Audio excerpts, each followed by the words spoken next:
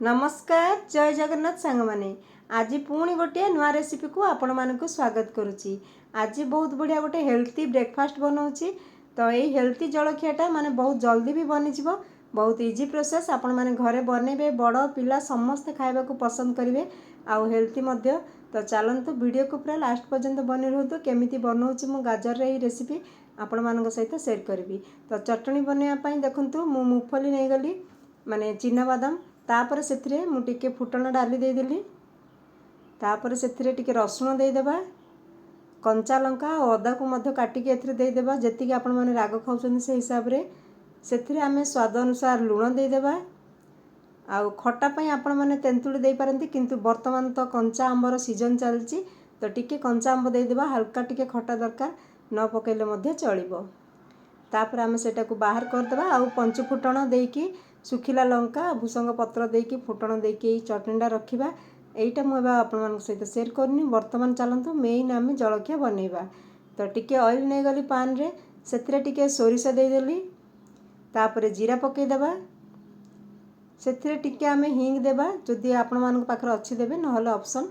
आउ एटा हिंगटा कोन हो पाचन पई बहुत भलो काम करथाय। जे कोनोसी जिंस रे आमे फुटण रे जदि हिंग यूज करबा हमर पाचन पई भलो, डाइजेशन पई भलो, सेति पई हिंग देइची।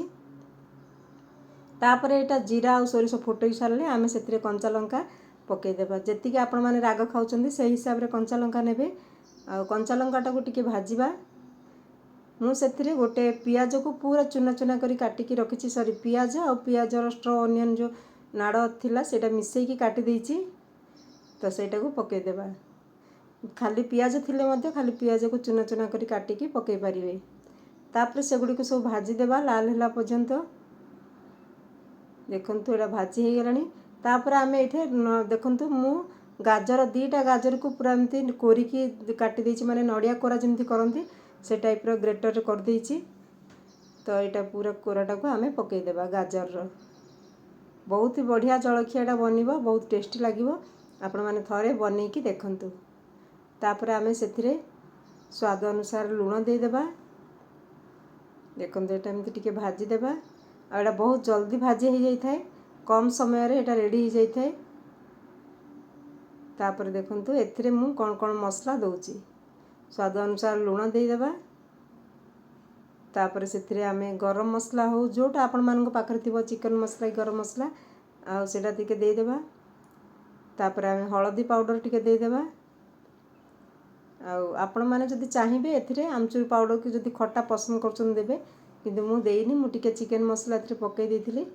आर फ्लेवर पई जीरा पाउडर, चिकन मसला जोटा आपण मानको जो फ्लेवर पसंद सेटा देई परिबे। तापर आमे एटा भलो कि मिसेइबा, गोळेबा मसला सहित 1 मिनिट भाजीबा। आ मसला भी माने फ्लेवर भी ता भितरे पसिबो। तापर गाजरटा सिझी जिवो, सेतिक पर्यंत आमे एई गाजरटा को भाजीबा।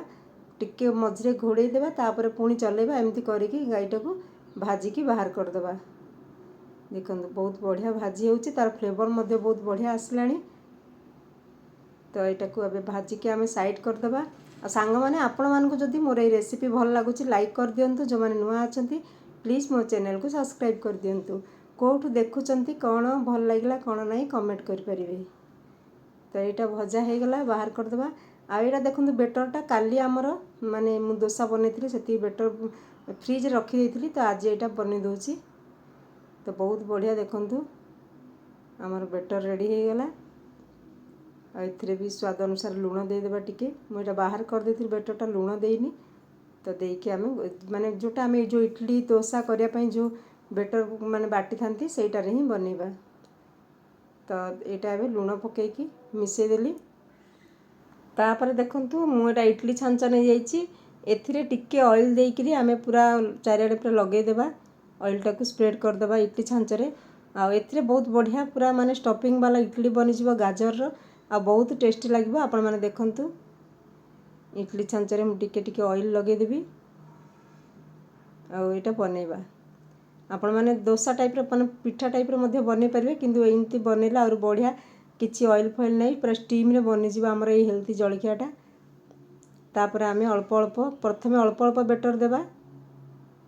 तो देखंतु बेसी बेटर देबेनी, प्रथमे अल्प अल्प देबे। तापर आमे से जो गाजर से माने स्टफिंग बनई सेटा को देबा से गाजर मसलाटा को देबा जमती नड़िया कोरार आम एमती यही टाइप्र ही नड़िया पिठा मु बन थाए बहुत बढ़िया लगी था। यहाँ बहुत बढ़िया खाली रे खाईदेवे बिना चटनी रे किंतु चटनी सहित बहुत टेस्ट लगे टी मीठा लगे मसला लगे राग लुणिया मीठा बहुत बढ़िया लगे। तापर अल्प अल्प बेटर पुणी देकी आम रेडी करदेबा एमती करके दीटा जाक प्लेट्रे मुझे भरीदेवी तापर देखिए केमती हम। तापर ये स्टैंड को आमे कुकर भीतर रखीदा कुकर तले टिके पानी देदेबा जमती इडली करती से टाइप्र पानी अल्प देदेबा आधा ग्लास तापर कुकर भीतर रखिकी आमे सेटा लीड लगेदेबा आ सेटार आमर जो माने वाशरटा बाहर करदेबा लीडटा तापर आमे ढक्कनटा को लगेदेबा। तो यहाँ को 5 मिनिट छाड़देवे हाई फ्लेम रे आमे 2-3 मिनिट रे मध्य एटा सीझीजीव पिठाटा आ वर्तमान सीझीगला बहुत बढ़िया गाजर इडली पिठा। तो चलते देखा केमती लगुच केमती बाहर। तो देखंतु पूरा गरम है कि दीटा छिड़ी मु ऊपरटा गाजर देनी कौन पे ना मो पुओ को पसंद नहीं बोली आ से मीठा लगे खाइबनी बोली खाली चटनी रे खाइब कहला तो तलटा स्टफिंग देछि आ ऊपरटा प्लेन बनैछि। तो देखंतु केते सुंदर फुली पूरा परफेक्ट बनी। आपण माने एमती बनातु घरे खातु हेल्थी माने जदि किछि पनीपरिया मध्ये अछि एमती पूरा पतला करके काटिकी छोट छोट पीस करके भाजिकी एमती स्टफिंग देकी बनै पारिबे। तो आज बहुत बढ़िया हेल्थी आ इंटरेस्टिंग जलखियाटा आपण मानकु केमिति लागिला कमेंट रे लिखि पारिबे। तो सब गुड़िक मुझे बाहर कर दूची प्लेट को। तापर देखंतु केमिति आमर बनीगला इडली आउ ऑलरेडी चटनी से टमाटो चटनी आ सेटा बादाम चटनी बनी जाइए आ यहाँ आमर इडली बनीगला केमिति लगुच लिखिए। रोच सांग माने जय जगन्नाथ पुणी मिसिबा नेक्स्ट वीडियो रे।